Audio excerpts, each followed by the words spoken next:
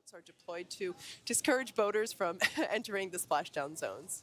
Right, and we really want to stress to the public the need to respect this safety zone. Recovering a spacecraft from the water is a very hazardous operation, and any other boats interfering in the area not only increase the risk to the astronauts in the capsule and the teams working to recover them from the water, but to themselves as well. So, for the safety of the crew as well as your safety, we recommend that you sit back and watch as we'll be bringing you the best possible views of our astronauts' homecoming. Yeah. The only thing I'll add on to that, though, is that if you do live in Florida or along the Gulf Coast, head outside. You should be able to see the Dragon capsule streaking through the night sky.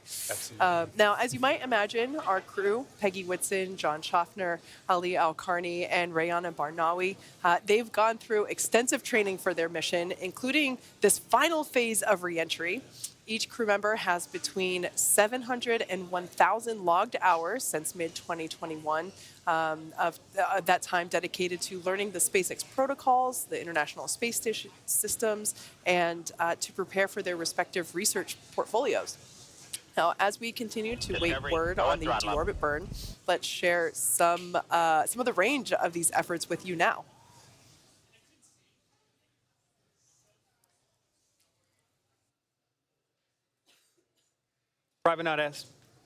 Private astronaut training is quite rigorous. To prepare for the AX-2 crew mission, our team at SpaceX, their teams at SpaceX, had to spend the last several months teaching the crew about orbital mechanics, right? That's absolutely right. They also learned how to live in microgravity and running simulations of full missions from inside our Dragon training capsules. The training program includes nearly 100 different lessons covering all aspects of the flight. Oh, hello everyone. Welcome. Would you just look at it? Would you just look at what the hell?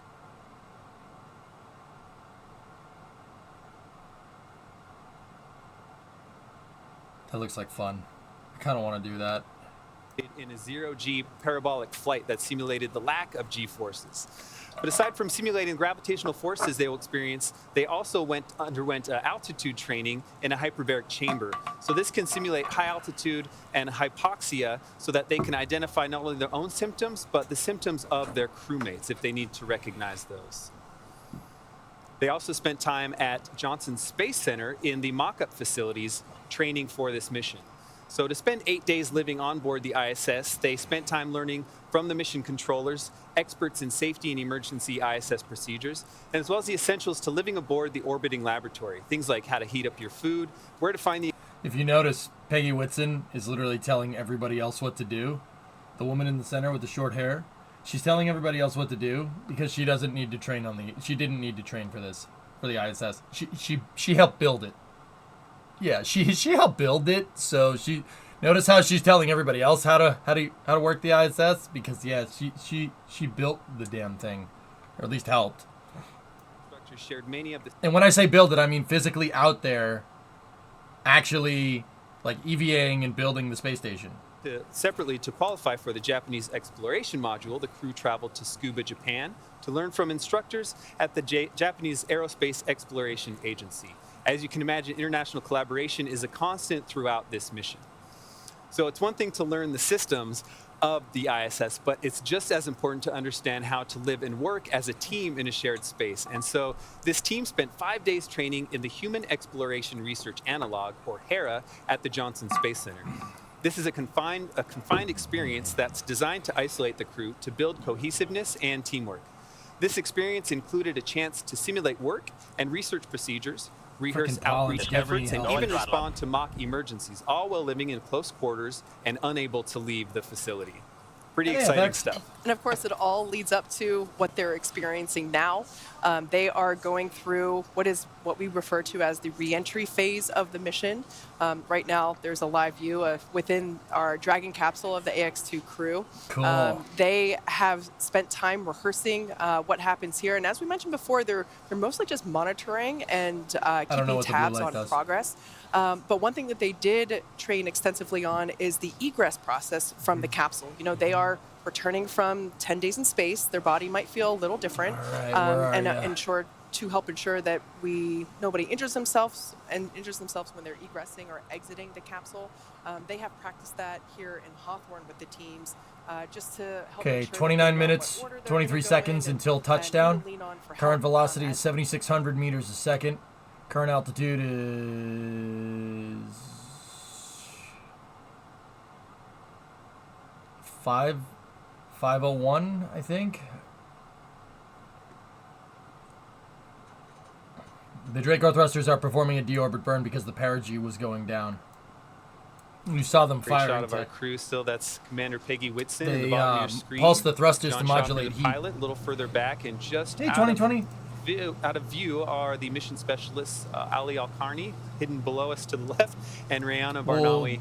Cover this, far at the fly top of in, the and then now the if we have deorbit spare time, burn I'll should be finish wrapping what I up was in doing about on the 30 truck. seconds. Yep, see? They are pulsating the thrusters. And we can see These are the 4 Draco thrusters in the forward part of the exactly as capsule. the crew sees on their displays. That A lot of people don't know, Dragon actually flies backwards through space. The nose cone is actually the propulsion section.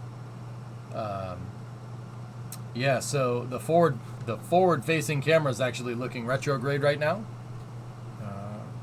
Oh.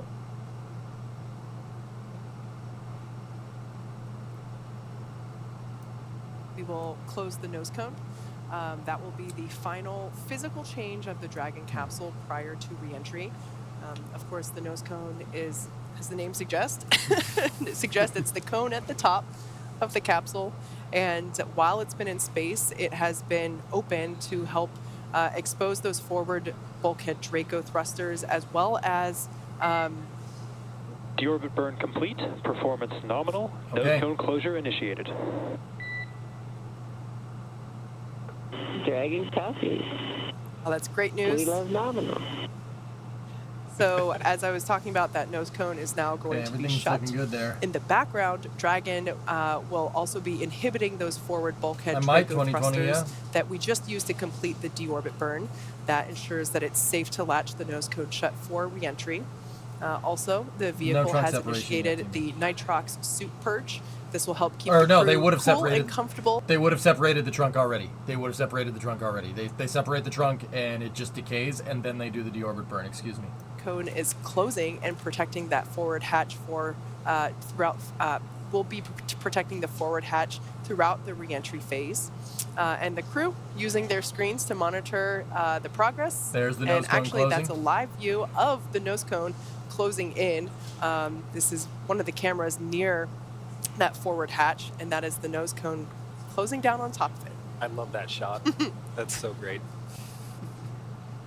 So once again, this is where the forward hatch is located, which is what is utilized to dock with the International Space Station, as well as the... Fun fact, when the nose cone actually closes, the docking port that docks to the ISS actually docks to the nose cone, and that's the latching mechanism. The latching mechanism on the NDS, the NASA docking system, the one that they use to dock to the ISS, it has latching points, basically clamps that grab the docking port after it's seated.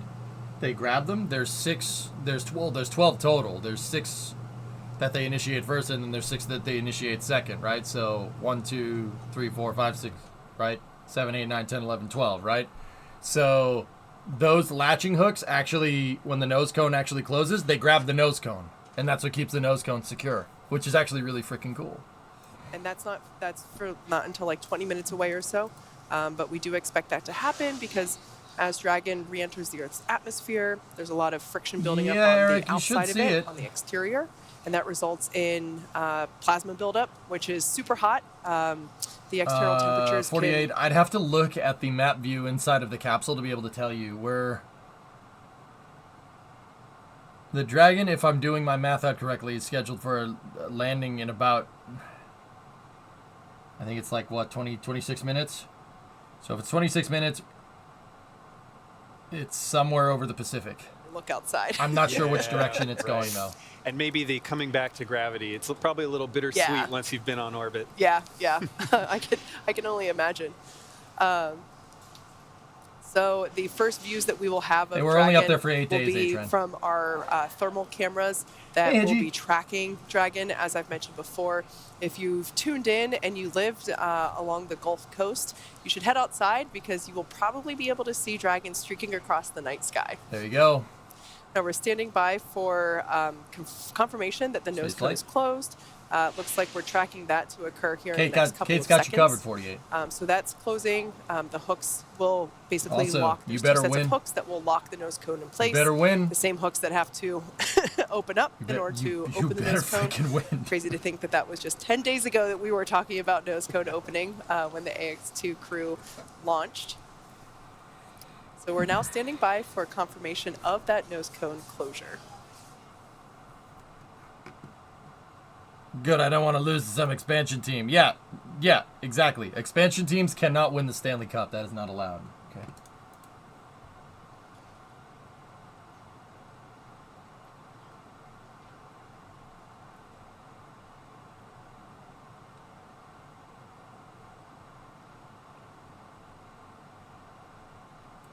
Cloudy in Southern California, no visual. I'm not sure you'll be able to see it coming through anyway, CalStar.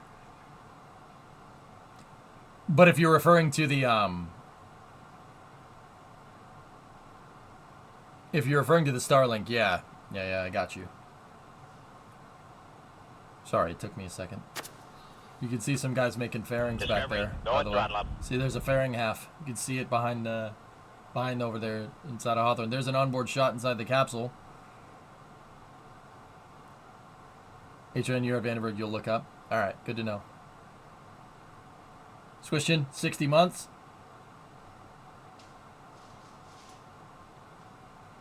All right, so it looks like both sets of hooks are confirmed to be closed, so that nose cone 6 and is 6. locked into place. Hooks are closed on the nose cone.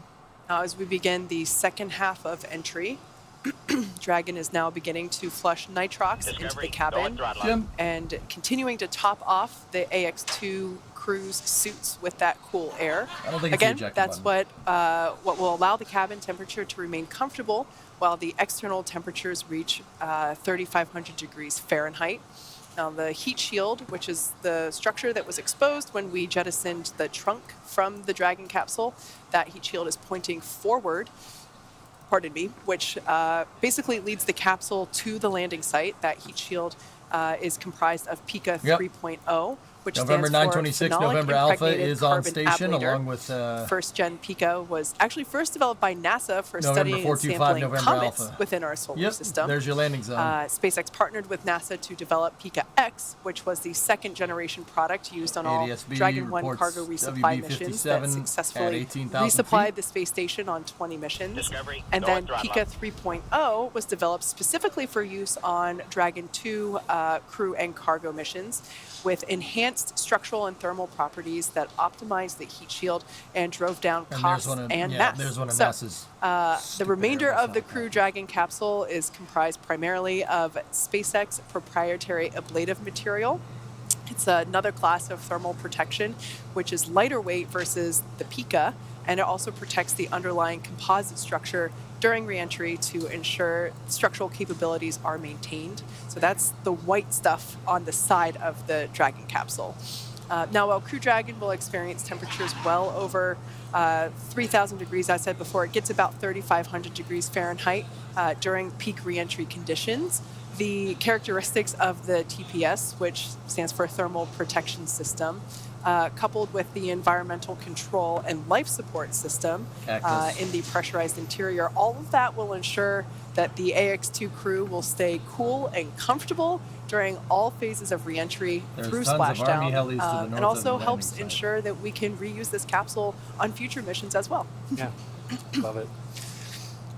Well, if you watch the launch webcast of AX2, you know that one of the goals of Axiom Space is to find new ways to promote and foster the creation of space-themed art. Over the course of this mission, It might Axiom have Space something to 3 do has with been Fort releasing Novacell digital right there. collections from artists on our Web3 platform. Might have Axiom something Space to do 3 with is a that. token-gated community network that allows members to collect premium, space-inspired collectibles and engage with astronauts, space technology professionals, and Web3 entrepreneurs building at the intersection of deep tech industries. For For this mission, Axiom Space and ArtBlock's Engine announced a groundbreaking partnership that will see the launch of a space-infused NFT collection. Nose cone secured for entry. Nice on the loops there. Dragon copy. That is a good update.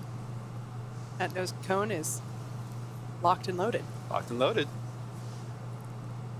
And back to the NFT collection. This is a piece called Imagine by Nadia Bremer.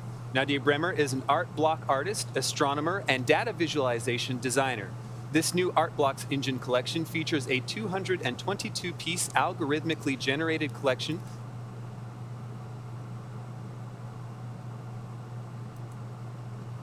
Okay. Anyway.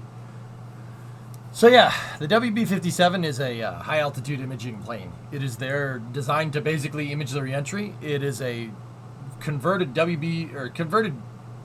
old B-57 Martin B-57 Canberra, which is a license-built British bomber design. Basically that comes from the end of World War II.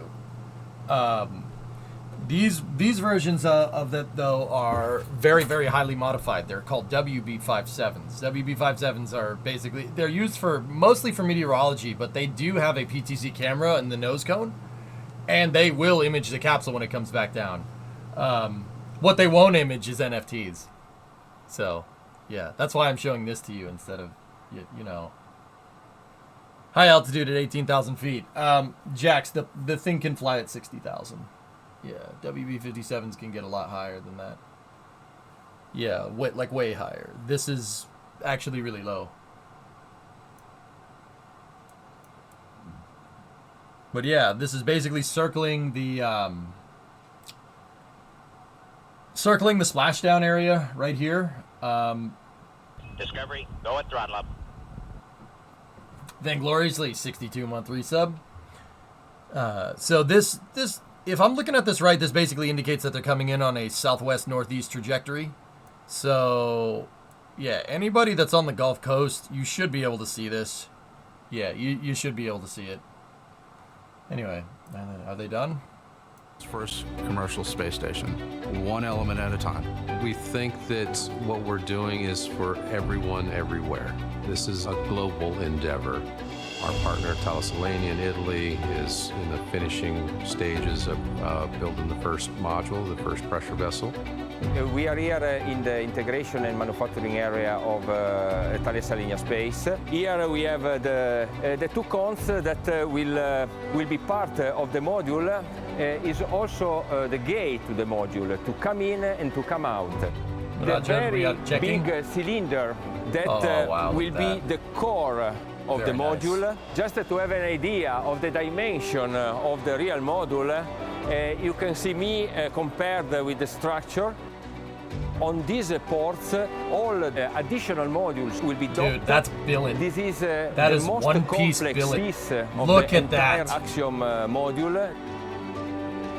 Oh, We're it's on all pace billet. to build a human-rated It's very spaceship nice. It's a faster very than nice anybody's ever built mod. one. Very nice. When we look at our roadmap, we look to see how we can double its capability every 5 years.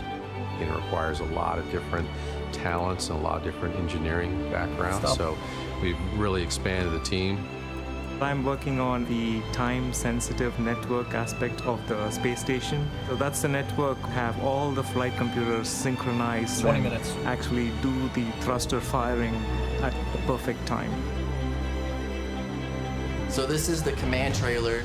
We're able to control our test stand, which enables us to vary our set pressures, our flow rates into the thruster in order to collect performance data at various OFs and chamber pressure conditions. It's always a blast to come out here, set everything up, and start lighting rockets off.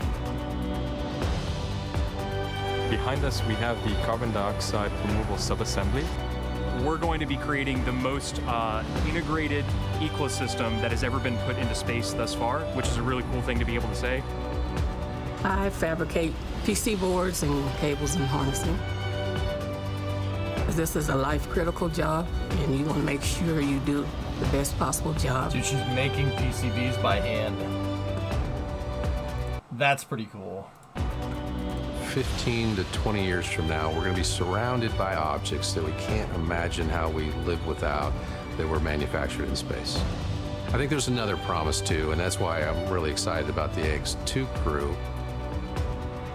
There is this effect that people have gone to space and had. This is called the overview effect. Many people have come back profoundly changed because of their experience. And I think the more people that we can have that see the world as the whole world, the better off we all are.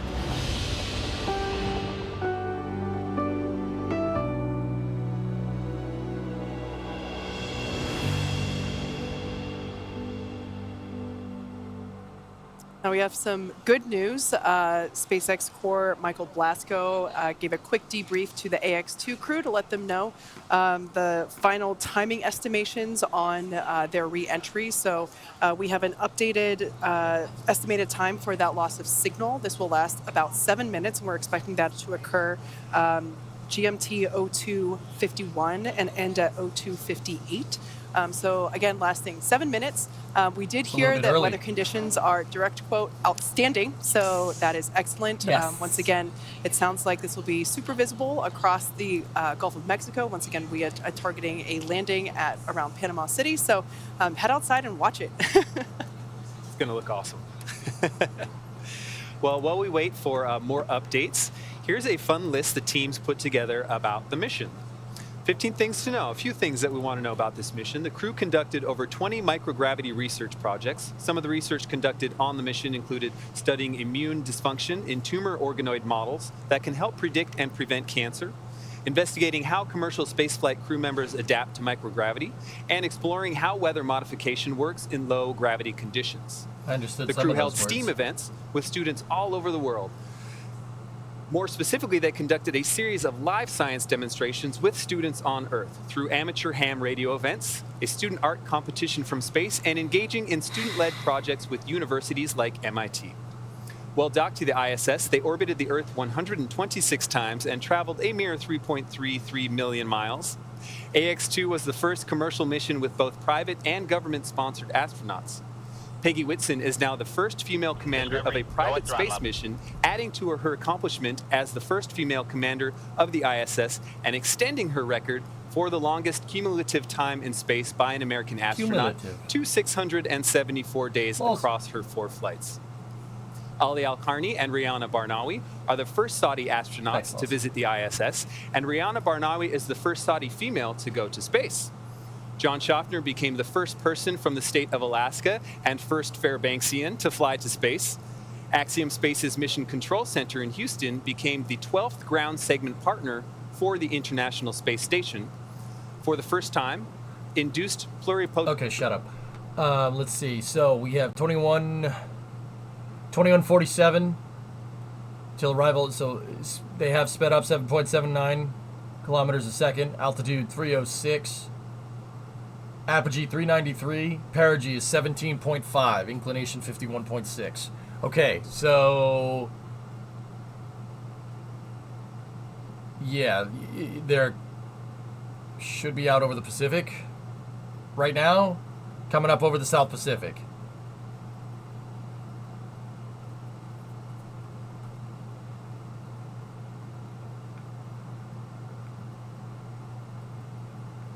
I could call it steam instead of stem.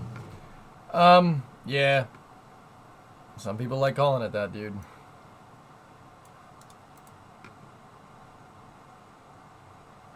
Here's another fun one. Our zero-G indicator, named GG, continued the tradition of having the microgravity indicator inside the spacecraft to provide a visual reference for when the crew has reached weightlessness. As the 5th crew member of AX-2, Gigi's mission is to inspire children around the world to learn about space. Gigi is a Build-A-Bear teddy bear wearing Axiom's AX-EMU spacesuit, just like the ones that NASA astronauts will wear on future missions to the moon. Okay.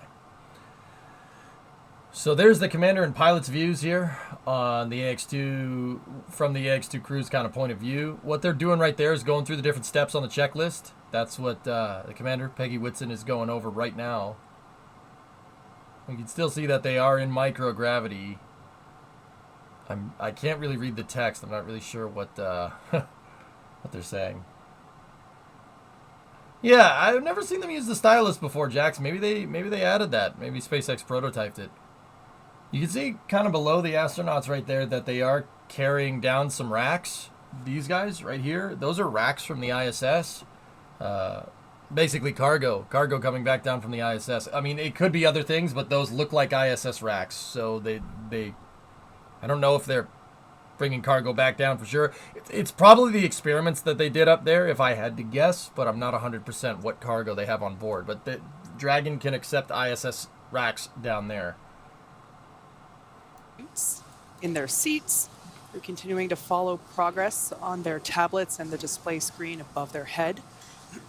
When they get ready to go through entry, they will We have pull an the anticipated helmets loss down. of signal coming up in about 12 minutes, a little bit, almost 13 minutes.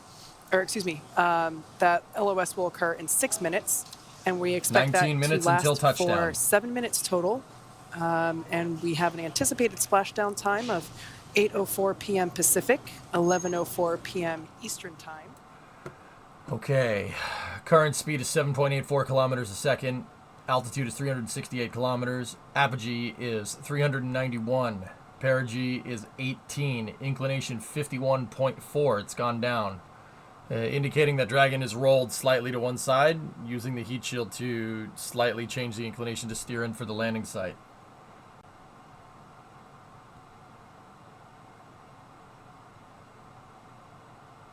Where the waste of the ISS goes. They put it in disposable capsules, Spark ship, and it burns up in the atmosphere. Progress capsules and Cygnus capsules. Suits that you see them wearing now, they're Helmets down. fully customized and fitted for each crew member. We can see their visors are now down in the locked position. And SpaceX Dragon crew entry prep is complete. Crew entry preparations are complete, reports AX2 Commander Copy Peggy that, Whitson. Dragon. We see your visors are down, restraints are secure, and satchels are also secure. 5 minutes to expected LOS. We will see you on the other side at 0258 Zulu. SpaceX Core. 0258 Zulu. SpaceX Core indicating the Good readback. re-entry times here. For those of you that have been following along, you know that The the strobes, visors I come think, down do. for the more dynamic I parts had to of the guess. flight, which of course would be re-entry would be considered one of those. Could you overcome the plasma loss of signal by shooting Could you overcome the plasma loss of signal by shooting a signal straight out of the back through Starlink? The shuttle did that, Katra. The shuttle could do that with the with an S-band antenna, and it used, yes, it can, for the most part, yeah. The shuttle didn't, towards the end of the missions at least. The shuttle, it really kind of depends if there's a TDRS in line of sight. So there has to be a tracking data and relay satellite kind of behind the shuttle. And sometimes, depending on where the shuttle's coming from, you might have signal, you might not. But yeah, there were some flights where they had communication with the crew all the way down. It's coming up here in. So why don't they? What do you mean? Changing the antenna on a flight certified capsule is not really that simple. You have to go through the FCC, you have to go through the FAA. You basically have to recertify the capsule if you want to change the antennas. It's the exact same reason why Falcon 9 still uses ground stations and doesn't use Starlink. Because certifying an antenna on something that flies is not something that's taken very lightly. Yeah, it's not just, just put a Starlink on the back. It's not that simple. Yeah. All good, man. Yeah, you can't just change the antenna. You have to file a lot of paperwork if you want to change the antenna.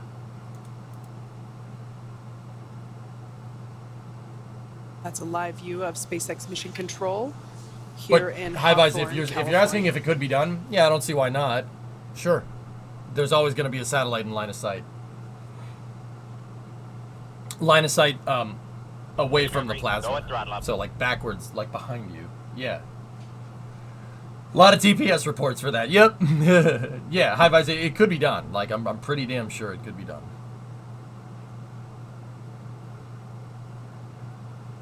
180 degrees. Yep.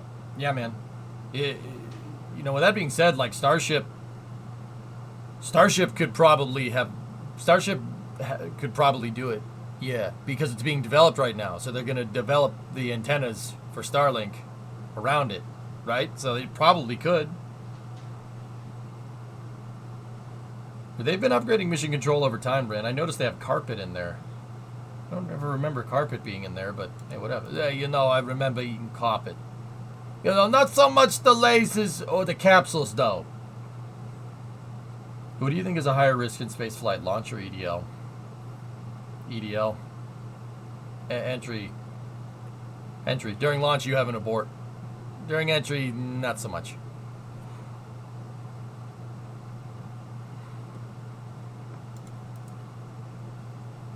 We should have reacquisition of signal in about 8 minutes. No, changing the antenna spoon is really difficult. AX-2 is Axiom's second mission with SpaceX, and there are two Entry, more descent, and planned, landing, AX-3 and AX-4, who will also be in SpaceX vehicles. Jeff, I have seen it. I have Back not at read it. Axiom headquarters, Michael Lopez Alegria, our chief astronaut, is our commander for AX-3, and he is already in training. Mike Lopez Alegria, also known as MLA. And so the AX-3 mission is already underway. Oh, that's cool, dude. Yeah. I'll check that out later, man. Very, very, very cash money. I was under the impression they already did, though. The drone ships have Starlink on them, Spoon.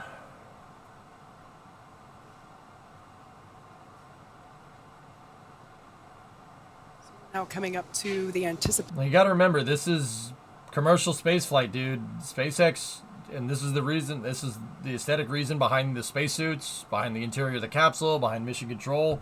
They're trying to sell the idea of space. It is for profit. Remember that. So yeah, if they're all, you know, if their mission control is all like super clean and super futuristic looking, that, you know, it's selling the idea of the future, I guess. At least that's my guess. I mean, Elon might just be a neat freak, which I can see that. Yeah, I can see that. Yeah, definitely can see that.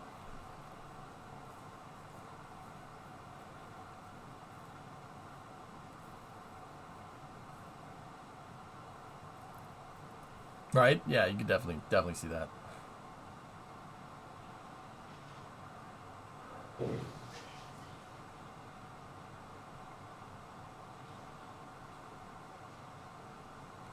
All right, so at this point, we are entering the communications blackout period, or LOS, loss of signal. This will last for 7 minutes due to plasma formation around the exterior of the spacecraft. During this time, no vehicle telemetry is received by mission control or the recovery team, and no external commanding of the vehicle or voice communication is possible. As a reminder, Dragon is designed to fly itself and continues to autonomously use Draco thrusters to orient itself during the re-entry phase. During re-entry, the vehicle will be slowing down from orbital velocity, which is about 17,500 miles per hour, and it will basically continue to decrease a lot of that deceleration a lot of that deceleration occurring during this atmospheric re-entry. See you in a Starlink and then the top temperature for Dragon, as I said 5 minutes earlier, exterior temperatures reach about 3,500 degrees Fahrenheit. 1600 so C. the crew remains Actually, comfortable more than that. as we are flowing nitrox, off of Panama cool City. nitrox air, both into their suits as well as into Dragon's interior cabin.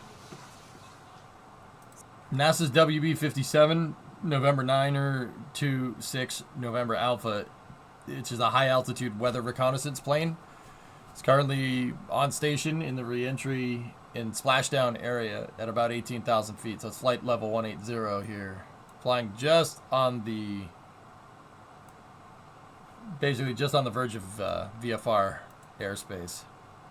There's also a NASA helicopter November 425 November Alpha circling around there. That should give you a pretty good indication of the recovery zone. Yeah, 18,000 is low. How much safer is Dragon than the shuttle on re-entry? Or is it about the same, just new tech? I would say the Dragon's probably a little more safe, hippo-slippo, just because it's way less complicated. Way less complicated.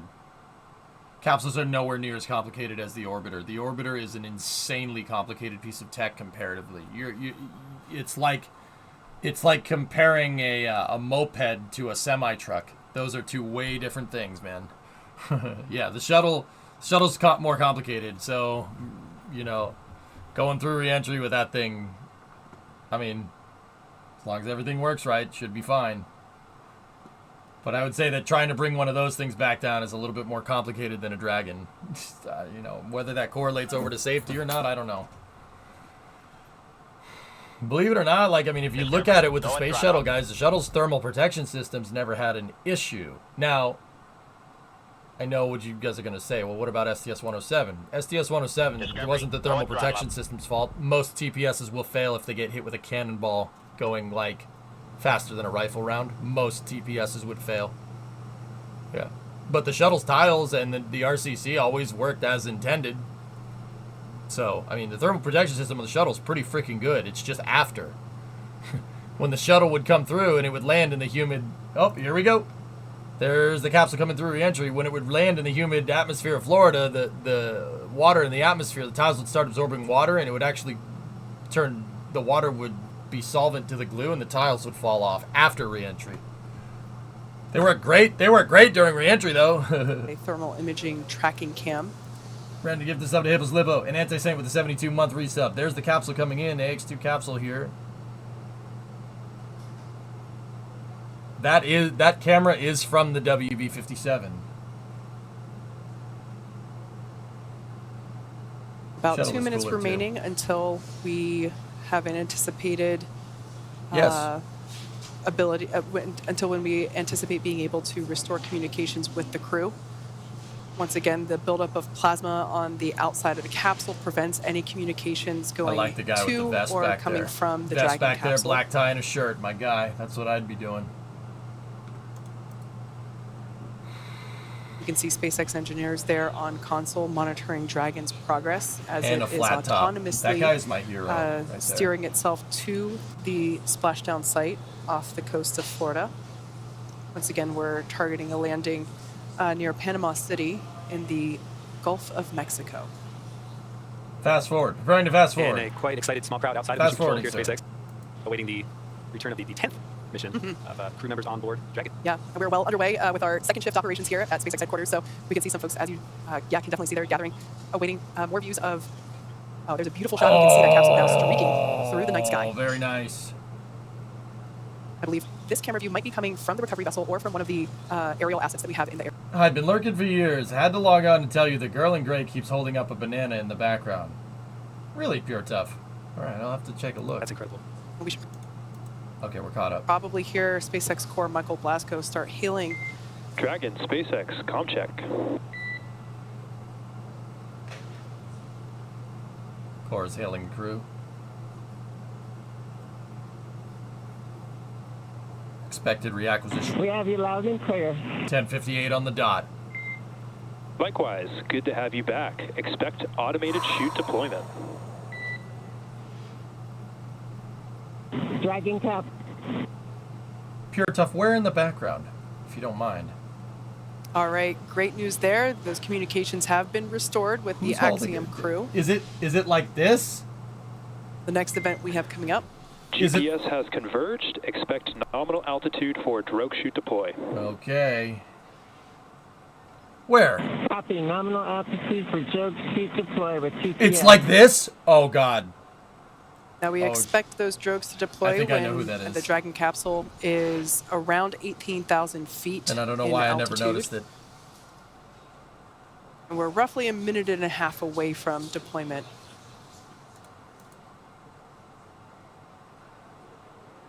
Cause yeah, if they're holding it like the hand banana emote, then there's nobody holds a banana like this up. If Another everyone's view gonna hold coming a to us banana up, they from do the this. WB-57 Alright? chaser If they're plane. holding it arrow style, like bow and arrow thermal style, images. that's definitely us. Discovery, go at throttle up. Okay, capsule's coming through.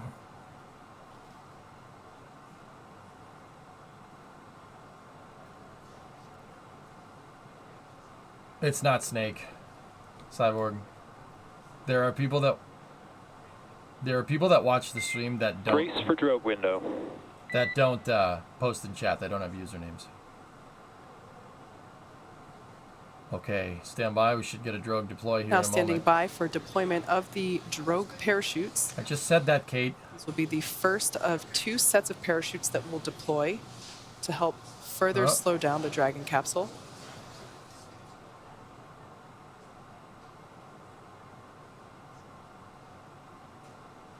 I can't tell if that's the exposure on the camera. I can't really see what's going on here.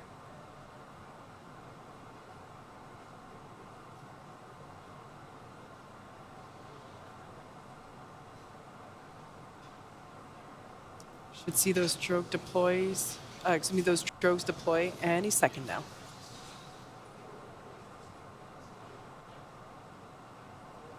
There we go. Looks like they 2 are drogues. going now.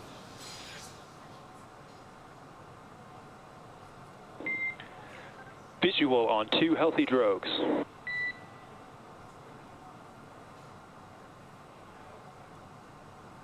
Dragon copy. 2 healthy drogues. Okay. All right. Peggy confirms Great the 2 news healthy there. drogues. Those 2 Very drogue good. parachutes Next have step here deployed. That is helps to stabilize 4 main chute the Dragon deploy. capsule and provide that initial deceleration via parachute. Up next, we will have the main parachutes deploy. Vehicle velocity at main chute deployment is about 119 miles Nice to per meet you, hour. hardcore lurker. And they deploy That I don't even between log on at least 5 years. Okay, 6,500 later. and All right, 6,000 Pizza. feet. Go back to lurking. There Man. I we can appreciate see it, those buddy. drogues pulling away, exposing the main parachutes. Okay, main chutes are There are unfurled. 4 main parachutes on the Dragon Stand by for capsule. full and inflation it looks on the like chutes. those are now expanding, that reefing. Main chute descent rate nominal. Okay, we got 4 good shoots, guys. Very good. There's an onboard Dragon shot. copy. Nominal shoot. Now this is a really cool view There's from the 4 the Dragon chutes, capsule. and there's the moon. That's actually from the basin where the main parachutes. 1 kilometer. 1,000 meters, copy. The view from where those main parachutes were just located. From this point on, we will hear Commander Peggy Whitson call out the altitude of the Dragon capsule.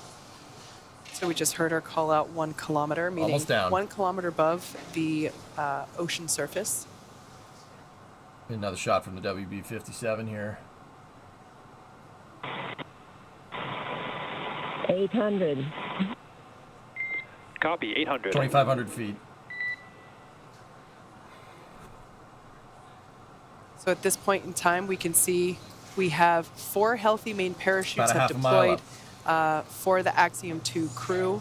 In a matter of minutes, they have gone from 17,500 miles per hour down to roughly now about 70 miles per hour. 600. Copy, Even less than 600. that, when the main parachutes were deployed, they were going about 1,800 feet. 119 miles per hour. And by the time that they actually land in the water, it's about 10 miles per hour. It's a little froggy out there tonight. There's the helicopter. That's the helicopter searchlight if I'm looking at this correctly. 400. 1,320 feet. Copy, 400 meters.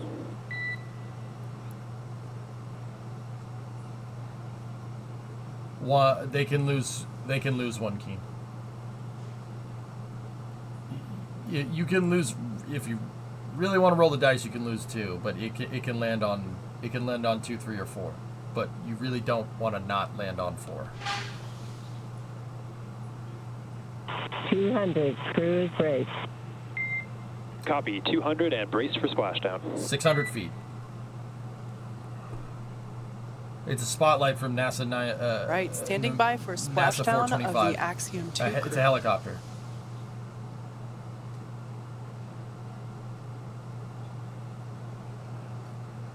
Got nice 4 shoots there.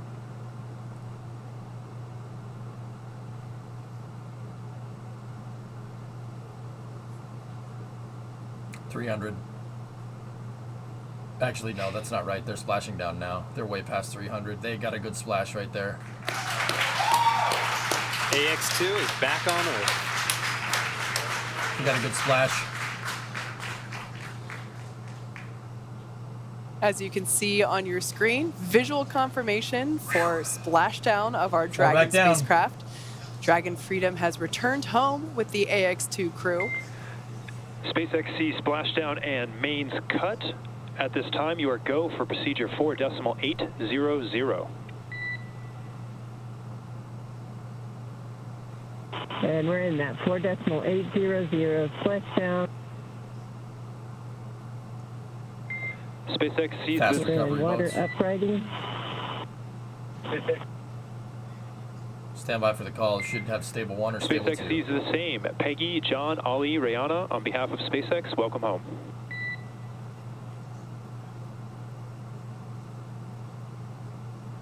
Well, in SpaceX, we would like to tell you that was a phenomenal ride. We really enjoyed all of it. You are the best. As you can see on your screen, the SpaceX recovery team and vessels have been waiting for Dragon splashdown, which they made on time just 1 minute ago at 8:04 p.m. Pacific. Cool. They will now make their way to the splashdown location. The teams have been ready and waiting about 3 nautical miles away. So, and SpaceX Dragon, we feel like we're probably in stable 1. Call for stable 1. Capsules upright. Copy, stable 1. You would have made a great astronaut. Thoughts? All right, that communication there, just Commander Peggy Whitson. Oh, I'd do it. Basically estimating what position Dragon is in, depending on how it lands. Generally speaking, it lands upright. Excuse me, which is we refer to as stable 1. But the teams will it'll take them about 30 minutes to make their way to our crew inside Can't Dragon. do Bush in space. Nice try, Doug.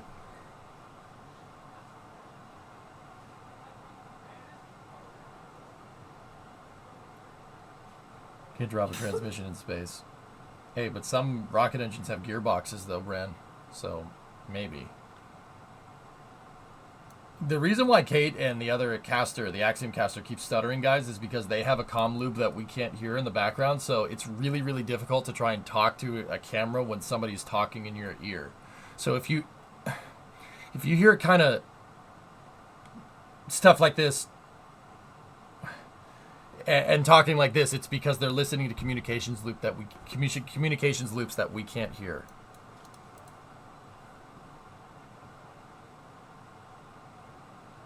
All right. NASA 425 spotlight pointing at the capsule. The fast recovery boats are there. You've noticed there's 3 fast recovery ships right there. One of them is designed to go and get the chutes. The other one is designed to go and get all the rigging from the chutes, and one of them is designed to inspect. One of them is there to inspect the As capsule. you can see there on your screen, recovery teams now making No their way need for to flotation the bags on Dragon the capsule, spacecraft. BJ. We are excitedly awaiting their recovery. Dragon has already autonomously completed several steps to safe itself following splashdown. We can see lots of bright lights there by the teams both in the water and in the air to help ensure that the recovery team can see what they're doing. Absolutely. And for those of you just joining us, the return of AX-2 has gone smoothly so far. Dragon Freedom successfully re-entered the Earth's atmosphere, followed by deployment of its parachutes to slow the spacecraft down to it. How would a gearbox in a rocket engine even work? Well, first of all, it's a 1-speed transmission laser drifter. Second of all, it's for if you're using types of propellants that require a weird ratio of liquid fuel to oxidizer. You're going to have your turbine on your liquid fuel. So, okay, this isn't a hydrolox application. So, an RL-10. The RL-10 rocket engine has a gearbox on it. Not a lot of people know about this. It has a transmission in it. But the transmission is more in line with a helicopter's transmission than like a transmission shifting gears in your car. The reason why is because the ratio at which oxygen needs to feed relative to hydrogen. So, the hydrogen needs to spin a lot. The oxidizer pump needs to spin a lot, and the hydrogen doesn't need to spin as much because of the differential fuel densities, right? So an RL-10 has a gearbox on the back. The turbine, the turbo shaft for the hydrogen pump on an RL-10 is actually geared to the LOX turbo pump. And the LOX turbo pump is not a turbo pump at all. It's a geared pump. Yeah. It's driving off of the locks, off of the expander cycle from an RL-10. Yeah. RL-10s have a gearbox. So do LR-87s, by the way. Yeah, LR-87s do something very similar, but with hypergolic propellants. Takes it a little bit longer. So at this point on, we will see the operations get closer and closer into view. But at this point in time, the astronauts remain seated and in their suits. Want to hear something crazy, Laser Drifter? The LR-87 is the only motor, because of this gearbox design, it's the only motor that basically they changed and ran a bunch of different propellants with. The LR-87 has run Carolox on the Titan 1 configuration, Hydrolox in a test configuration, and Hypergols on a Titan 2 configuration, and Titan 3 and Titan 4. Yeah, it's one of the only engine designs ever made that they could just change the gear ratio. It's got basically a quick change rear end built into the bottom of it. You could just change the gears and you'll get the right feed rates for the right pump. So LR-87s can run basically anything. They can run off any propellant as long as you have the right gear ratio in the back. Yeah, crazy, right? By the recovery ship. The second fast boat is responsible. Well, you could for theoretically parachute do the same with recovery. RL-10s. Complete with 4.800. 4.800 start of splashdown operations. Copy, 4.800 complete. You're giving way more information than I asked Just for, some but more thanks. That's my updates job, on dude. nominal Exceed completion of the expectations. checklist. Under promise, over deliver. As I was saying, that second fast boat is responsible It for could switch parachute in, recovery probably. and also serves as a redundant boat to the first. How do they make the gears not scatter at those speeds? And Dragon, requesting permission to come on board via the display camera view only. 619, I had the privilege of holding an LR-87's gear in my hand. It is chonky, to say the least. Chonky. Yeah, that's what comes to mind. Think like, you ever look at the front of a 6PT with the timing cover off? The gears for the cam on a 6PT Cummins? The gears for the cam and the injector pump? That. Think that. Like that. Crew to complete all those safety checks, and once those are complete, the team will begin preparing Dragon to be lifted into the recovery vessel. As part of the preparation for that lift, one member of the recovery team will climb on top of the capsule so they can attach Dragon's hoist rings and connect the lifting lines. It will take less than an hour to raise Dragon onto the recovery boat and remove the crew from the spacecraft. And then, after medical checkouts, you know what? I don't the crew really will remember. return to the Cape by helicopter and be rejoined with their families. That's great. I'd love to have the role of jumping. Display camera is on board. I would not like to have that role. I've said it on previous Splashdown webcasts, the individual responsible for jumping into the ocean at night sounds like a nightmare to me. So I have a lot of respect for the individuals that are trained and willing to do that job. It is an important job that is actually a very a highly technical role, as they have to go through a lot of training. If I'm remembering right, but I don't know. Excuse me, and they are also need to be able. Have to know where they are allowed to step, and really how to attach the fittings, as I mentioned before, those hoist points for where Dragon will then be hooked into and lifted onto the recovery vessel. Look at the gearbox in that sucker. We can see the Dragon capsule getting closer and closer into view as our recovery vessel Megan makes its way to the splashdown site. Hand, dude. It's pretty nuts, dude. It's hard to tell what the gear is. Dragon, hypergol sweeps and unfired ordnance checks are nominal. Rigging is in progress. Approximately 25, that's 25 minutes until capsule lift. Stand by for PMC with SpaceX flight surgeon. PMC is private medical conversation.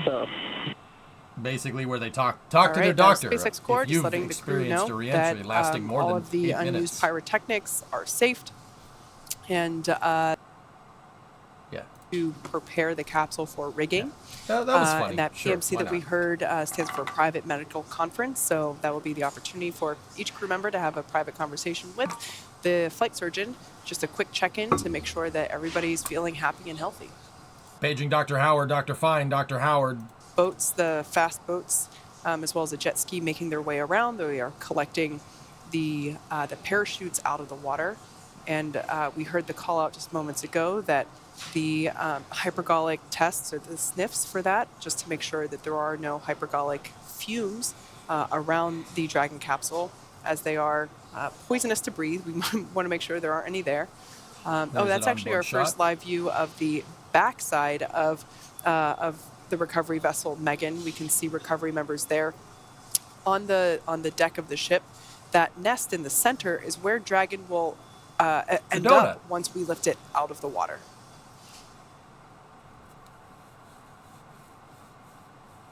It's probably on purpose, CalStar.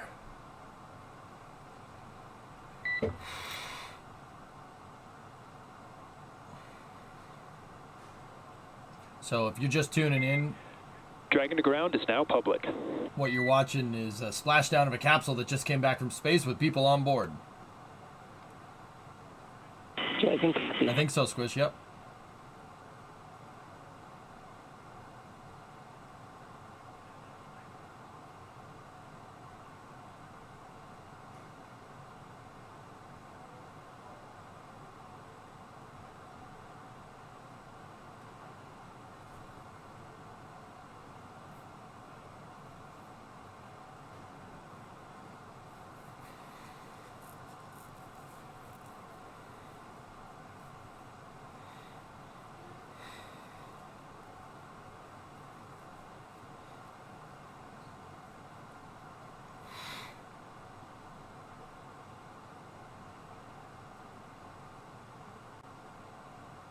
Stoner, I'm not sure if we've ever seen it before, but yeah, I agree with you.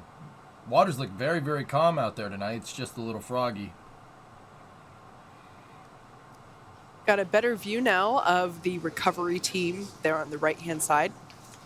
We can discuss some stuff with Starline and tomorrow, Journey, making if you want. progress with getting the Dragon capsule rigged and prepared for lifting out of the ocean and into the platform there on the left-hand side of your screen.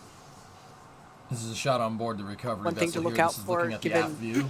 excuse me, the bright The aft end of lights the ship. that can attract bugs, which attracts fish, which sometimes attracts dolphins, as we have seen in previous night recoveries. Looks like there's a drone there above the recovery team on the right-hand side. So yeah, we might see some splashing in the water. Looks like we've got some bioluminescent algae going on here. And we can actually now see there that view on the right-hand side. The SpaceX recovery team member, yeah, we got a full screen of that SpaceX recovery team member, really visible climbing on the Dragon capsule. As I said before, this is a highly specialized and trained position within the recovery team. As the Dragon capsule, certain areas are wet as it just splashed down, and they have to ensure that the rigging and the hoist points are attached and secured to the Dragon capsule. The recovery vessel Megan making its way closer to the splashdown site. And it looks like the team on the right in the recovery vessel to the right was I'm not sure, 619. finishing. You can see there they are pulling the parachutes onto the boat. The ship's turning around. This is pieces of the ship. The camera's actually staying focused while the ship is moving underneath it, because the camera that we as I mentioned before, the physical evidence of that re-entry phase now evident. Yeah, Mokum, it's all right. Well, not right now. Well, but they have to check. Okay, who's holding up a banana here? Yeah, see, the ship's turning to port, basically doing a 360 so they can back up, or a 180 so they can back up to the capsule. That's why there was stuff going in front of the camera, because that was a pan tilt zoom camera on the top of this ship Megan here. Re-entry.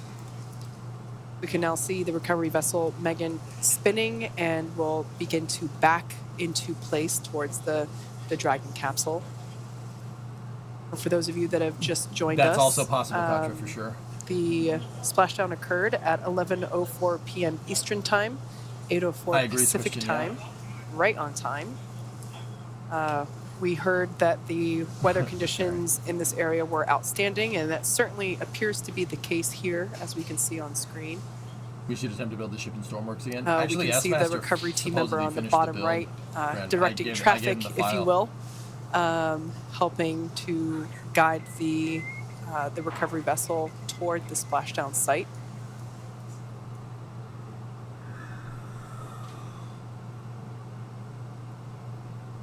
Okay, capsule's right there. Now, the structure that we see up and above the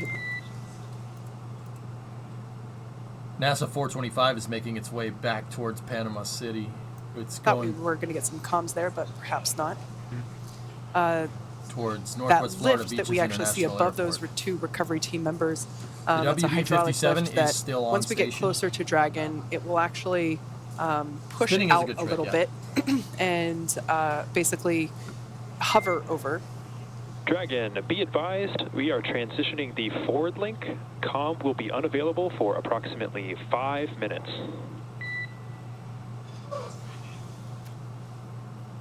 Dragon copy. Comm unavailable, 5 minutes. Good readback.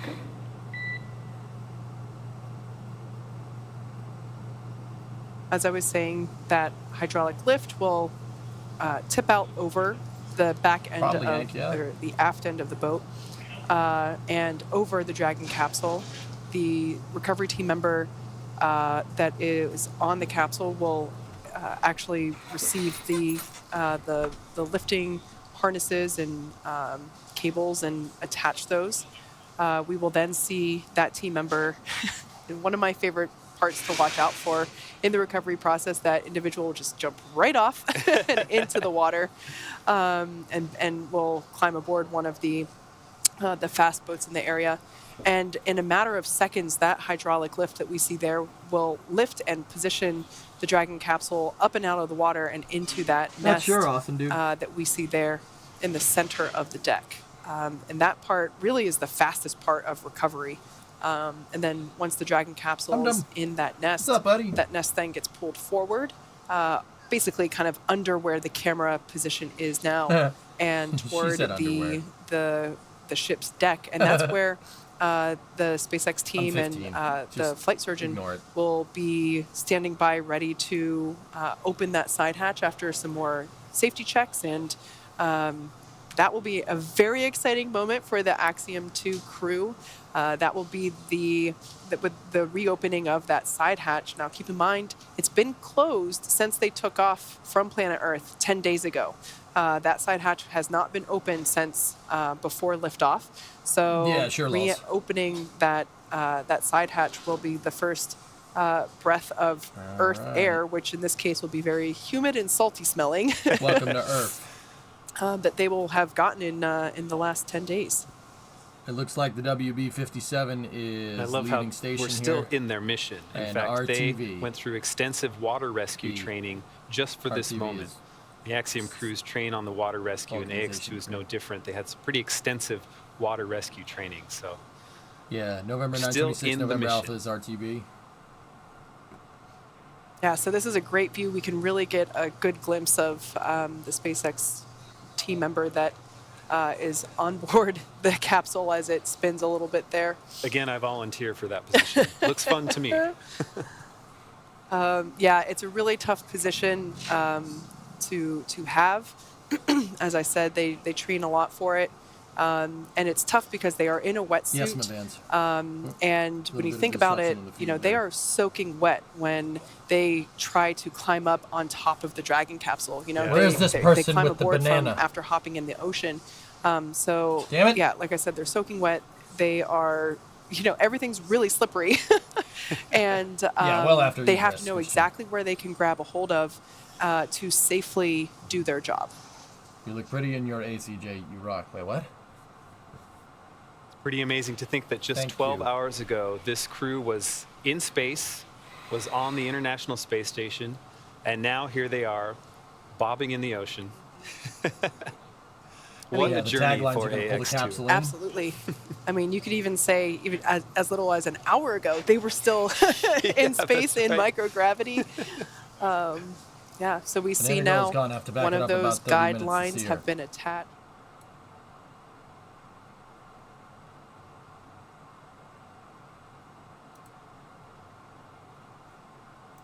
What the?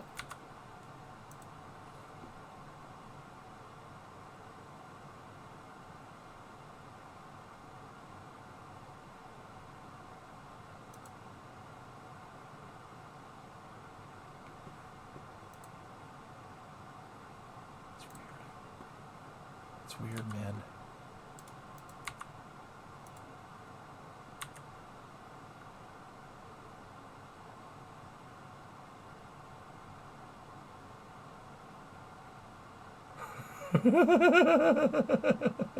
She's holding up a banana. That's weird. Has a specific exactly what that job is. The recovery team practices both daytime and nighttime recovery. Dragon, forward link transition complete. That's like holding up the banana. Dragon copies. Yeah, she's not holding it EJ style. That's right, Eric. Yeah, so we can't be sure if that's one of us. We can't be sure.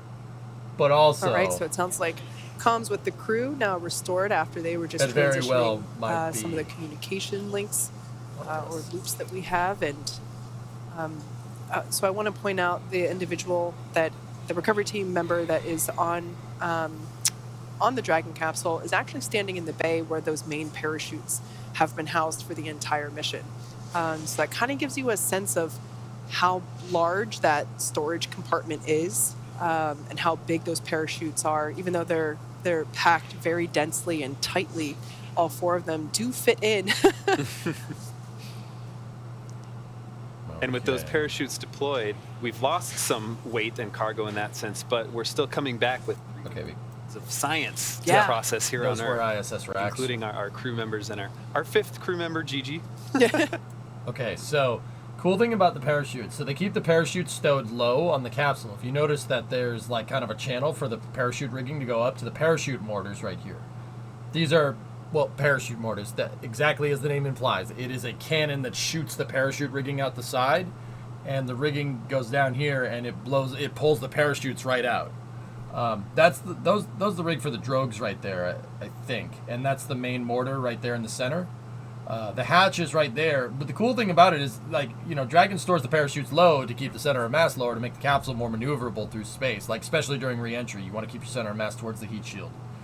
Second part about that is that, you know, when the capsule initially splashes down, this compartment actually, you know, has a bunch of water ingress into it, and that actually helps as a ballast tank to stabilize the capsule and keep it in the upright position. Yeah, some water actually, when the capsule takes a dunk for a second, actually some water goes in there, and it's waterproof on purpose, and that actually acts as a ballast compartment to keep the capsule upright. Passive stabilization. Hatch. Of course, once open, a SpaceX medical doctor will be the first one in to check on the crew to see if they're ready to egress out of the vehicle. Taglines are there to pull the capsule into the proper orientation to attach the A-frame.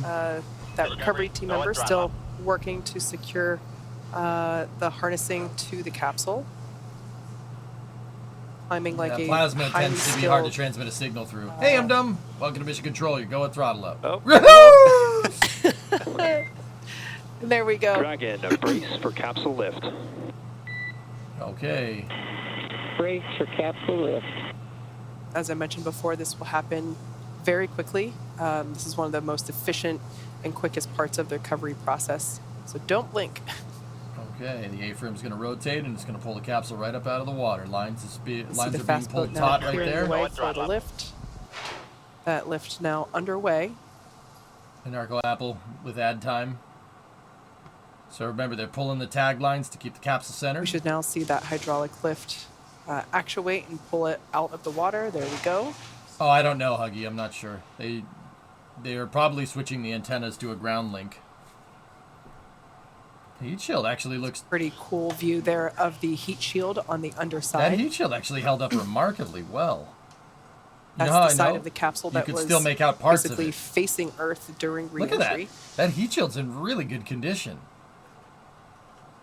These harnesses will now pull the bottom of the capsule, that heat shield, and align it for placement there in the nest. See some water sloshing around the bay where the main parachutes were held. Was that heat shield still shiny? All right, it looks like that has now settled almost into position. There you go. It did take a bath. The last dynamic movement of our crew's journey. Now, almost. Once the capsule is placed in the nest, That whole thing is actually on a track. Nest will It'll go that then way. move forward. It's almost like it grows tiny legs that are invisible and just scampers out of the camera view. But that will be the true last movement of the capsule prior to that side hatch opening. Thruster plugs. You can see now the recovery team members who you'll note have donned or put on some respiratory equipment. So right now they are plugging. Dragon, welcome aboard the recovery vessel. Recovery personnel are completing final checks and stand by for translation to the egress platform. Dragon copies. So that guy is putting in, he has a respirator on, and he's putting in the thruster plugs. The reason why is that these Draco thrusters, the RCS on Dragon, the reaction control system, so the little thrusters that it uses to kind of turn around in space and move, like rotate around, they're using propellants that are very hazardous to humans. So they plug up all the thrusters before they open up the hatch. That's why they also have respirators, and everybody that's going to mess with the capsule here from here on out has respirators and sniffers. They're going to sniff around for hypergalls and make sure that there's no toxic propellants leaking out of the capsule before they try to get the crew out.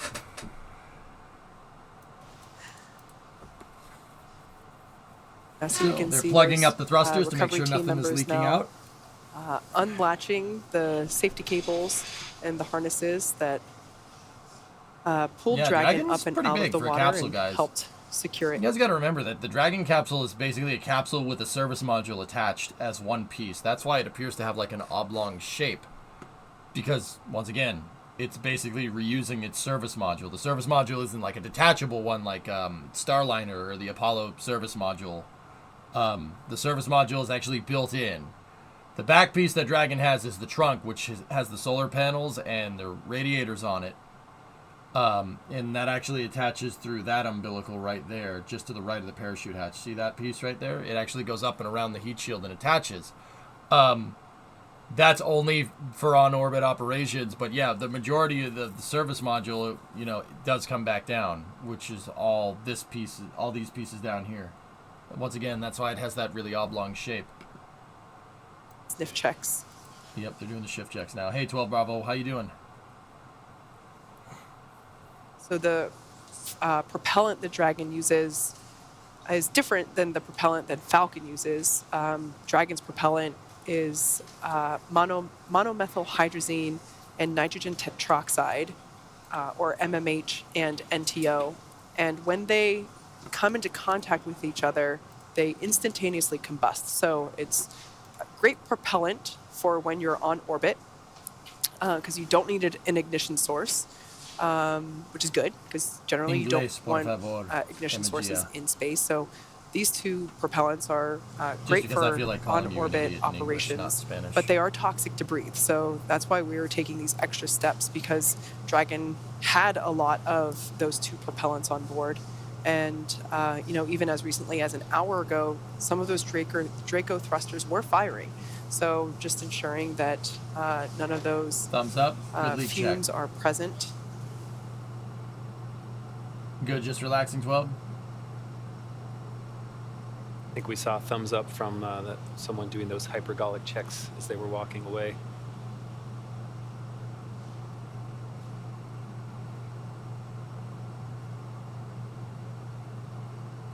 So they're just undoing the rigging so they can translate the capsule into the basically off For those the of you that aft of the ship here. have just recently tuned in, we had a on-time splashdown at 11:04 p.m. Eastern Time, 8:04 p.m. Pacific Time. The Dragon capsule has been lifted out of the water. They landed near Panama City, Florida, in the Gulf Coast. So it's been lifted out. The astronauts, I'm getting ahead of myself, the Dragon capsule in just moments from now will be moved or translated just out of camera view. We have another camera view, and we'll be able to see it there, but it will be slid into position near the deck where the crew will be able to egress from the side hatch. And then once that side hatch is open, that will be the Axiom-2 crew's first breath of fresh air since they boarded Falcon 9 at the start of their mission. back yeah, on May Knoxville? 21st, which was just 10 days ago. So we're now standing by for translation of the Dragon capsule. We'll put it into So, position for those of you that to were saying, open the side hatch after undergoing why isn't the additional can't the hypergolic WB-57 checks fly higher? Just on a side note, look at its and, altitude now. Spacecraft cabin pressure. It's just flying up at 45,000 feet, no big deal, and still climbing. Oh no, it's leveled off. Yeah, Before opening 45,000 the side feet. hatch, we have to make sure No big that deal. the 370 knots the at environment 45,000. inside Yeah, that's of the spacecraft pretty good. equalizes or is the same with the outside environment. That's pretty good. Did the jumped off should have done a cannonball? What was the cost to be on the trip? It's negotiated on a contractual basis, OP. We don't really have a You can price per person. just barely make out the recovery team It's a making little their expensive, though. final preparations before Two-seater sliding squishing. the Dragon capsule into position.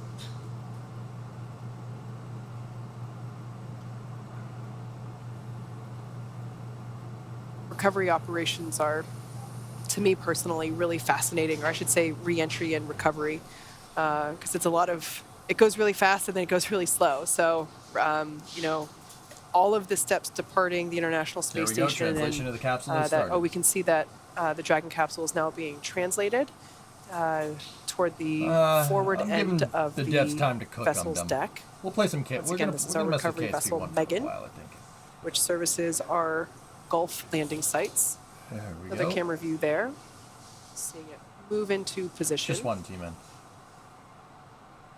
As I mentioned, all the recovery team members wearing those personal respirators It's closed loop to help forlorn. ensure that I hope you enjoy if your there own are brand. any remaining hypergolic fumes, that they don't come into contact with them, as they are right next to the capsule. Spraying down the capsule, getting all the salt water off. Beginning to spray down the capsule to try and flush out some of that salt water. That's what I just said, Kate.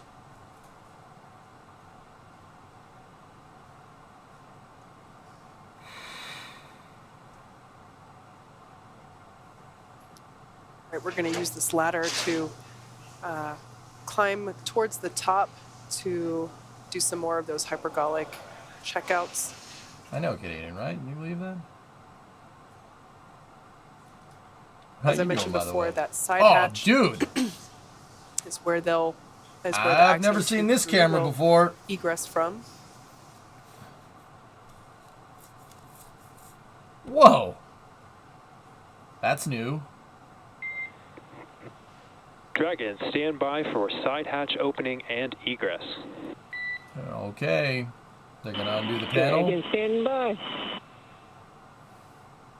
And now you basically just need a wrench here to open this sucker up. Good, just bought Factorio and your life is falling apart. Okay. Yep. Now you have, DJ. That's right, that's right. I know, Eric, it's true. But you know what? I don't care. They gotta give it at least 3 Ugga-Duggas to open up the hatch. At least. This guy is cleaning off any of the water spray that he Alright, just we made. see He the don't want recovery water team now ingressing inside of taking the off capsule. their personal protective equipment, or PPE. A nice shot of that guy's butt. They can get rid of those respirators as the hypergolic checkouts have cleared.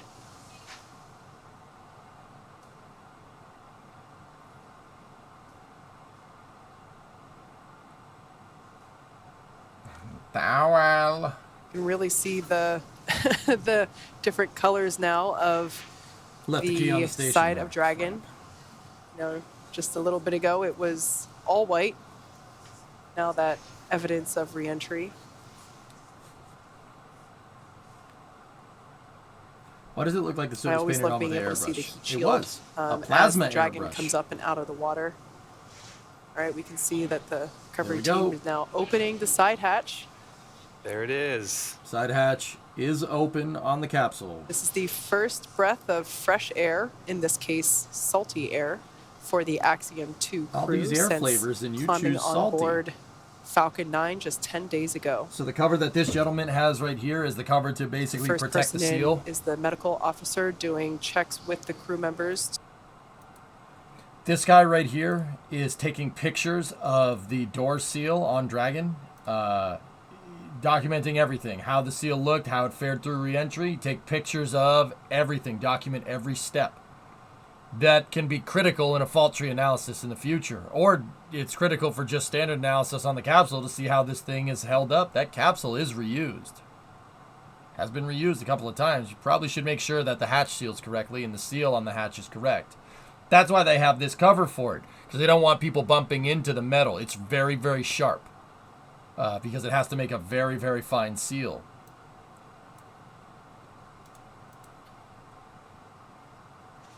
Document every step, Spoon. Oh, yeah. And the medical officer, as Kate said, went in. Seems to be okay. Oh, yeah! All right. First view of our crew. What's up, guys? AX2. Happy waves and holding hands all around. That's wonderful to see. Nearing 10 days on orbit, and the crew is nearly ready to egress through that side hatch.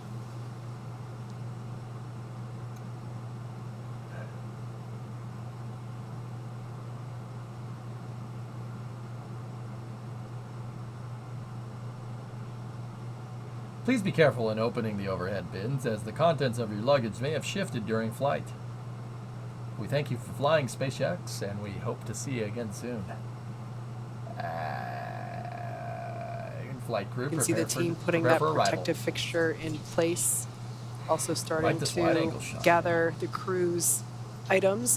Those are the tablets that they wore around their legs. Yeah, probably dead scum. And we can see the folks on the edge, the left-hand side of your screen, following along with our procedures, documenting what is coming out of the capsule to make sure everything is accounted for. Tablets and utility kits that the astronauts carry on their thigh. Pulling those out now. Again, this fixture that they're putting into place just helps ensure that the side hatch remains protected while the crew is coming out. They used a similar fixture while the crew was ingressing as well. That looks like one of the foot rests or boot rests coming off of one of the crew's seats. It's helpful to remove all four of these just to help get a little extra space inside the capsule. Yeah, CalStar.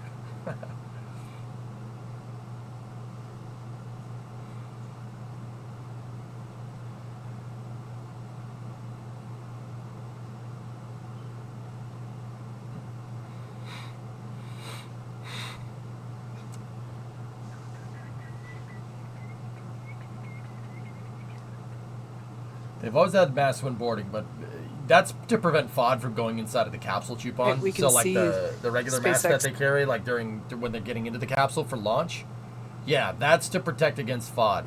Now, these guys had PPE on to protect against hypergolic outgassing. The propellants that come out of these Draco thrusters that were just freshly used a second ago, you breathe too much of it, you're not gonna have a good day. Yeah. So.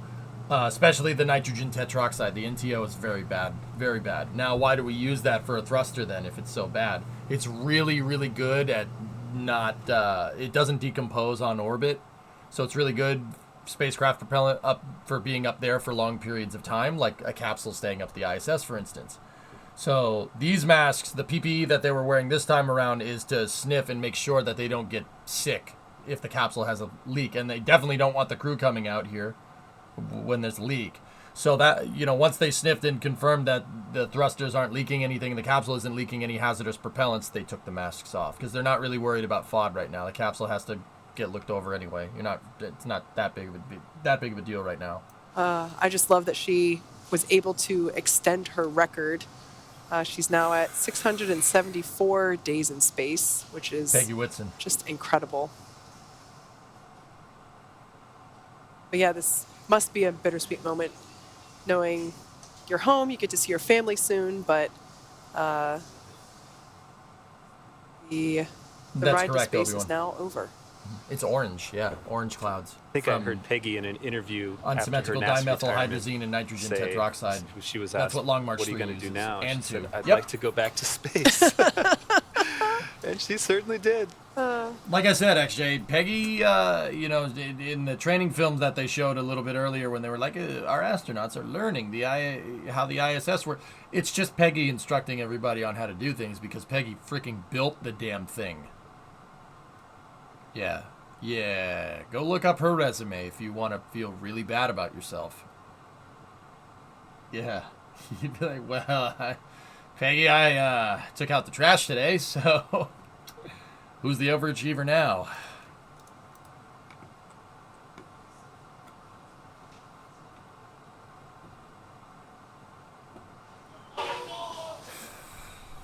Are now standing by for crew egress, where they will make their way out of their seats and exit the Dragon capsule.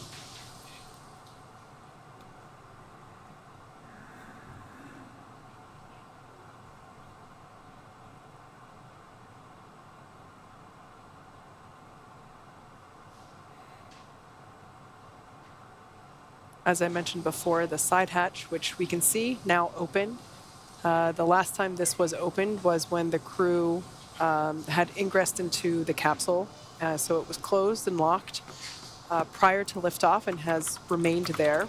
The crew utilized the forward hatch, which is the hatch out of picture right now. It's located at the top, or the forward end of the capsule. And that is the hatch that is utilized to dock with the there's a International lot of Space astronauts Station. that you never heard of that have an impressive freaking resume.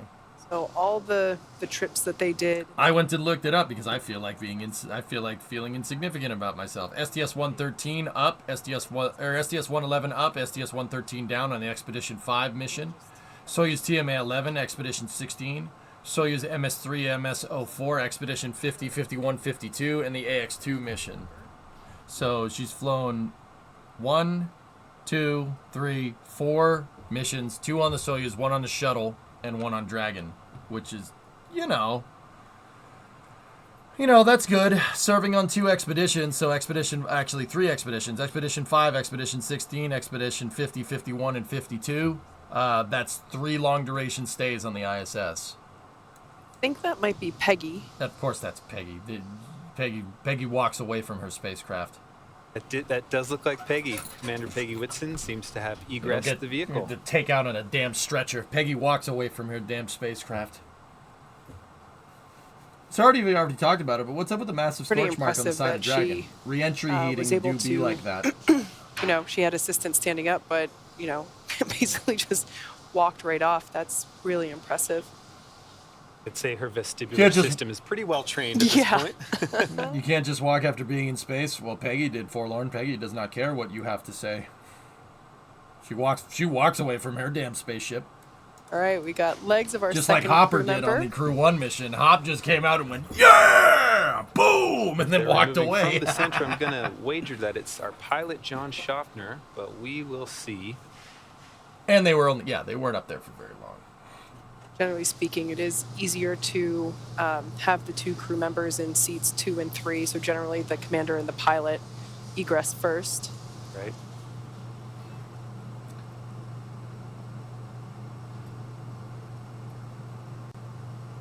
And that does look like our pilot, John Schaffner. Johnny. Yeah, see, they're walking them out there because they're walking them out there. They're only up there for 8 days. It's not that big of a deal. If you're coming back from a long duration mission, though, you should be taken out on a stretcher. Now, with that being said, Mike Hopkins, Hopper on the Crew 1 mission, he walked away after being up in space for 6 months. That's not really particularly good for you. The reason why is your bone density and muscle atrophy can happen up in space. You could basically stress your heart out from trying to walk around in the grav well after being up there for a long bit of time. Even though the astronauts work out every day, that's still nothing to the muscular movement that you get from just walking around. So, you know, being up in space for 6 months, despite exercising every freaking day and never skipping leg day, you still come down here and you still run the risk of cardiac arrest if you push yourself too much. You have to reacclimate to the grav well. Some pretty sci-fi stuff, though, huh? Pretty cool, right?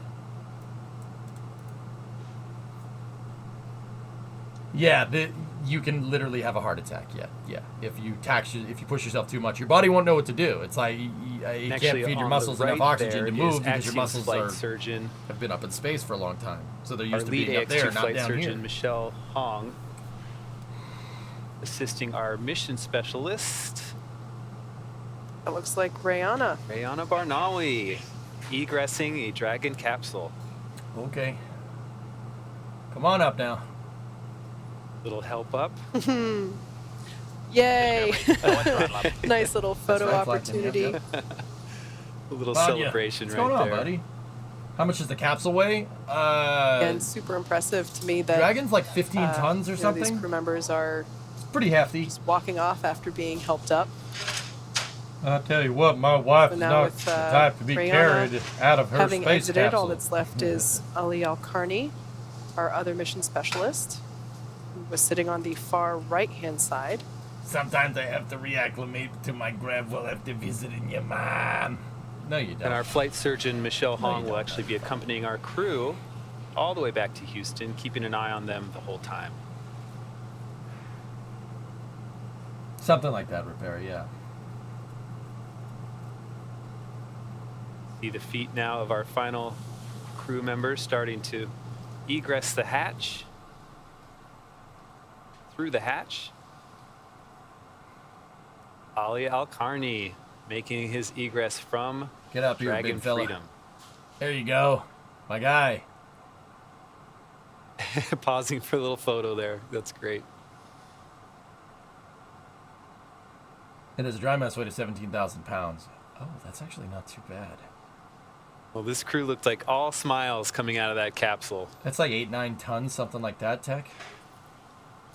And now that our crew are safely back home on Earth and getting the first checkouts by our medical team on board, we're going to wrap up our live coverage of their historic return.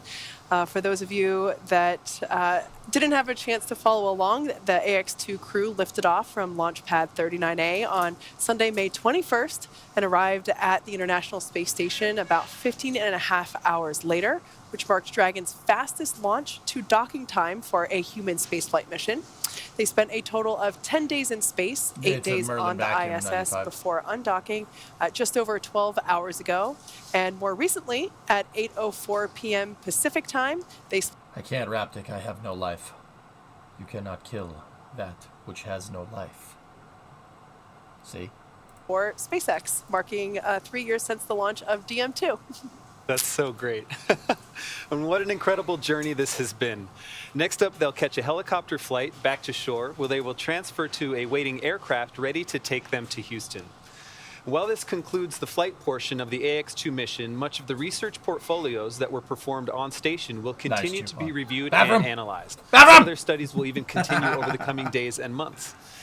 Well, Kate, it has been an absolute pleasure sharing this desk with you, and both for the launch of AX-2 back on May 21st and now Splashdown today.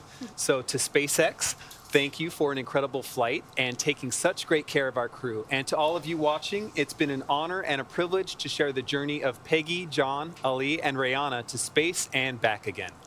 As we bring this mission to a close, we celebrate how the AX-2 mission is demonstrating that the opportunities presented in microgravity are moving beyond the partners of the ISS to include more countries, institutions, industries, and individuals than ever before. This is how Axiom Space is expanding access to low Earth orbit and building history, as we like to say. Be sure to check out axiomspace.com as we continue to pursue new commercial opportunities and NFTs. I'm Duke Brady here with SpaceX's Kate Tice, and we're signing off now with a final welcome home to the crew of AX-2. Thanks to you, Duke, as well as everyone else for joining us, and we'll see you soon.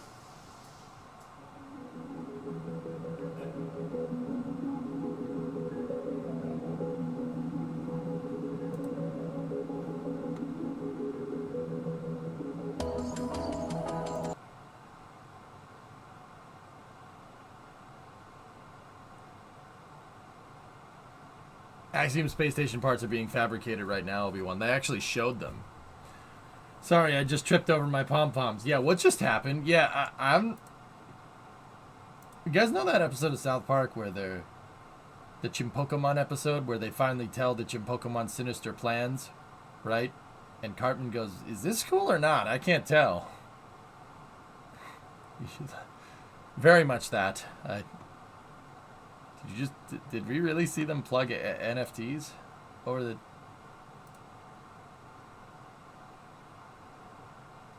And use phrases like the intersection of tech and aerospace. Did we really see that?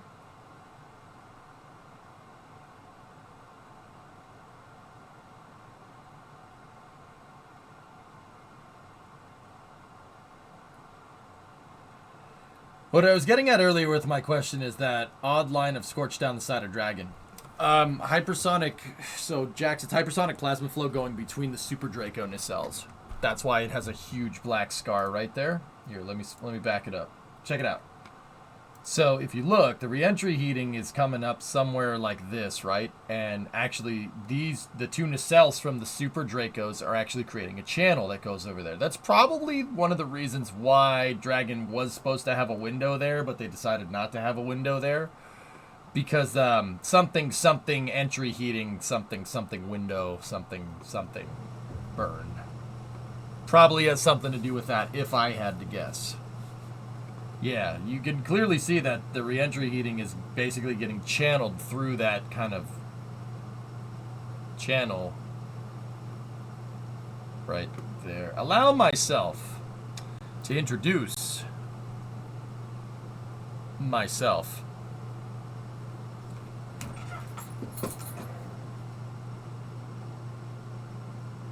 NFTs or so last year. Axiom was way late to the party. Laser...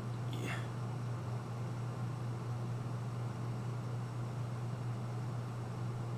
Dude, I understand why people have, like, NFTs, protecting artists, etc., right? Like, and, like, crypto and stuff as a way to check and balance currency that's backed off confidence. I understand all that. With that being said, anytime somebody mentions them, it's really weird.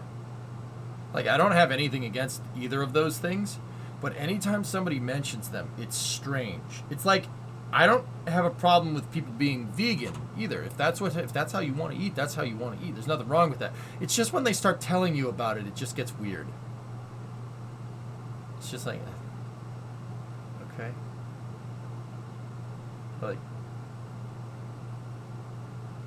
Like it's very... Is there something off about it, or is it just me?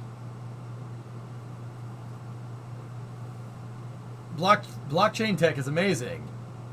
Thing is that it went very mainstream. Yeah, no. I have no problem with crypto, NFTs, anything like that. I don't have any problem with it. It's just weird anytime someone brings it up. It's very strange. I don't know what that's about. It's just like...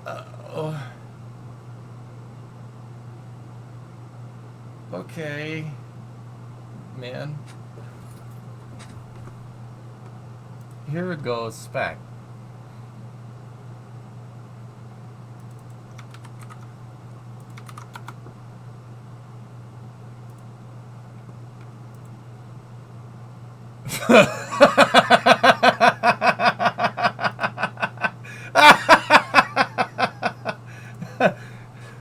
Oh, tell me that's real.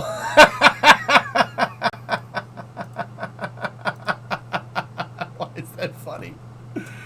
Why is that funny? Oh, that's awesome.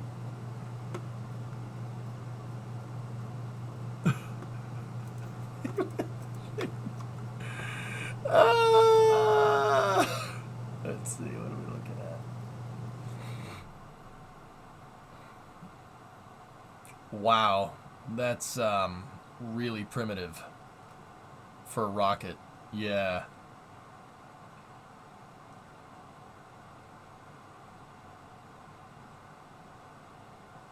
Expect the Starlink 6-4 launch to be delayed as the fleet refocus supports CRS-28 instead. Okie dokie.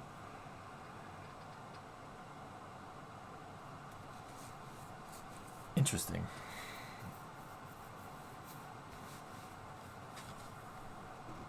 Riveted aluminum, guys. Riveted aluminum stringers. That's let's just say that we have not done that on a rocket. Probably in about 40 years.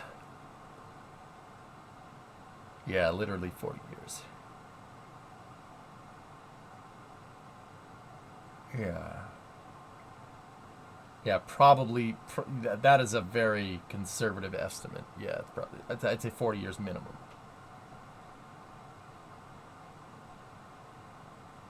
Discovery. For Rocket Nuke, can you explain what you're seeing? So these are riveted aluminum stringers.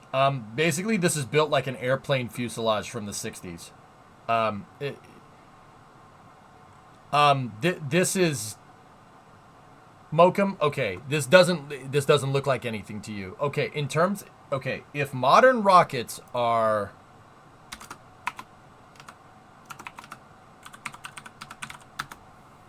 right, let's just say that's what a modern rocket looks like. You know, I just picked a random car. Okay, look at it. It's a clown car. It's great. It's a nice Fiat, right? Okay, you still with me? Very nice, very sleek, very refined, very well engineered pieces of equipment, right? The Ferrari, right? So you're following me, right?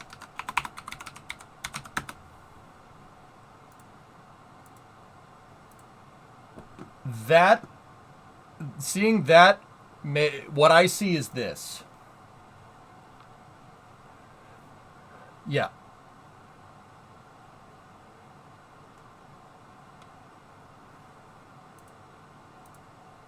Yeah, that's what I see. No, not even Doom. That's a Chaika. It's a Soviet government vehicle that was used for rounding up dissidents. They both work, don't they? Yeah. Yeah, riveted aluminum. Riveted aluminum stringers are old. Note how this looks like a World War II plane fuselage. Yeah. Yeah. That's Comrade Buicksky. Yeah.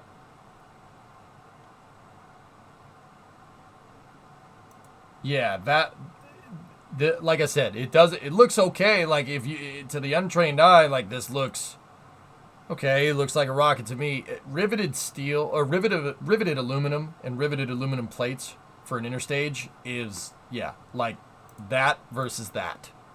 This is Falcon 9. That's whatever that thing is.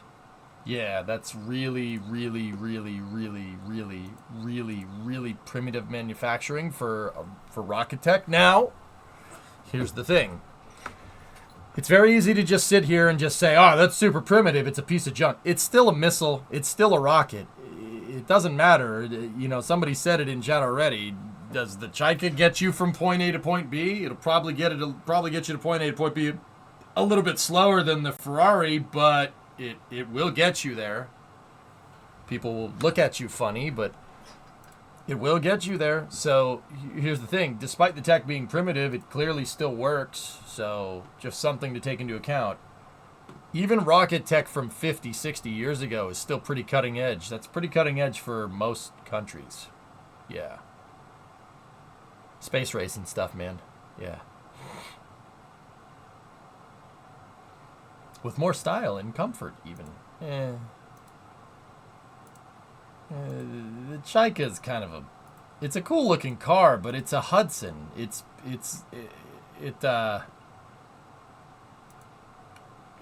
based off of what is it, a 55 Hudson or something? 50-year-old rocket tech will still deliver a big nuke. That's right. Yeah.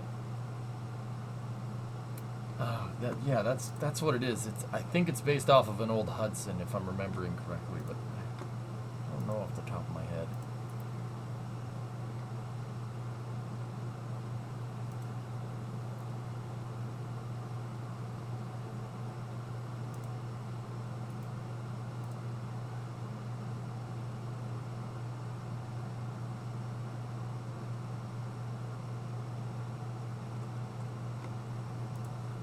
Plymouth Savoy. Let's see. I know they looked at something and they said, we like that. We're going to make it look like that. Yep, it absolutely is.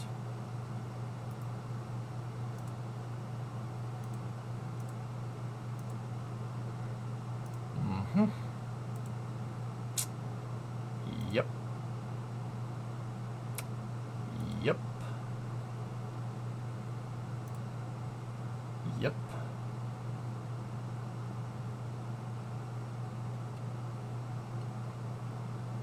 Yep. Okay.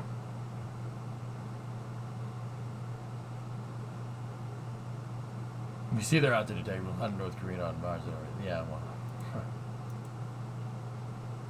Can I copy your homework? Sure. Just change it up a little bit.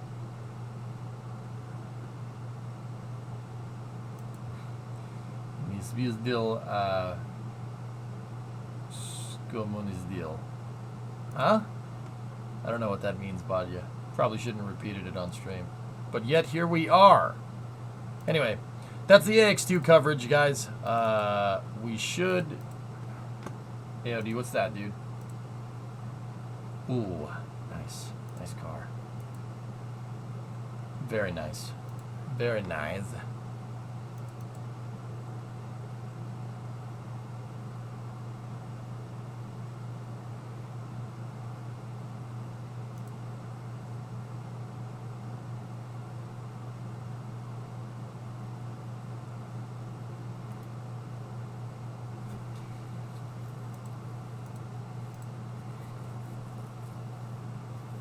All right, so how long do we have until that Falcon launch here, guys? It got pushed back to 2:02 a.m. That's 2 hours from now.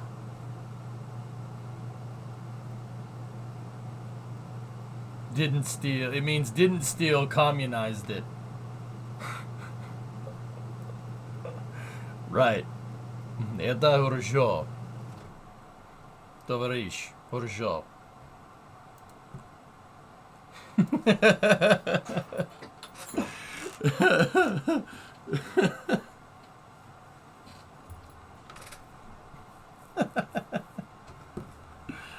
Oh dear.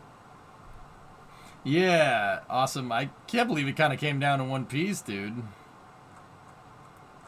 It is our car design, comrade. Actually, the thing is that the Soviet and by not so much the Russian industry much lately, but the entire Soviet car industry is based off of Ford and Chevy going over there and signing deals with the Soviet Union to build factories there. Yeah, mostly Ford. Yeah, Ford dealt with everybody. Guy gave no fricks. If people wanted to buy his car designs, he would do business with them. Yeah, Zeal was built by Ford. Mm-hmm. Yeah, that's why Zeal is my favorite bod. Yeah, I mean, it makes perfect sense.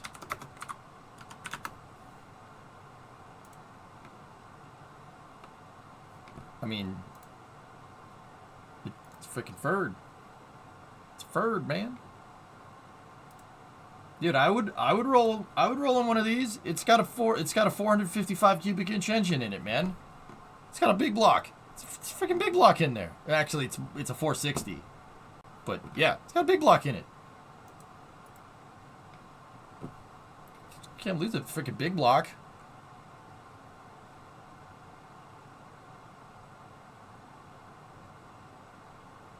Unless it never made it out of the atmosphere, I'm not seeing any plasma striping on it. It's the first stage, caveman. At like 7-to-1 compression.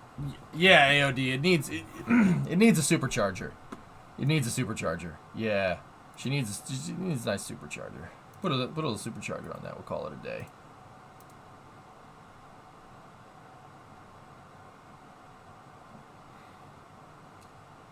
Man, I remember them nostalgia. They still actively use it. Yeah, because the thing's a friggin' tank.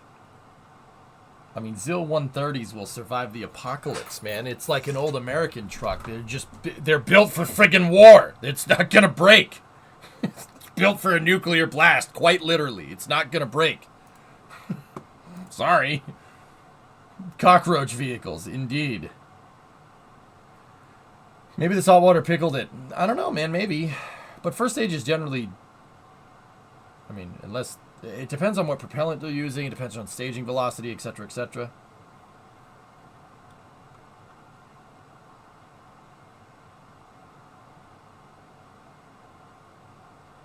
Anyway. Alright, guys. So I was thinking maybe I could keep working on the truck, or we could at least chill in the garage on for the Starlink launch. Waiting on the Starlink launch in my garage.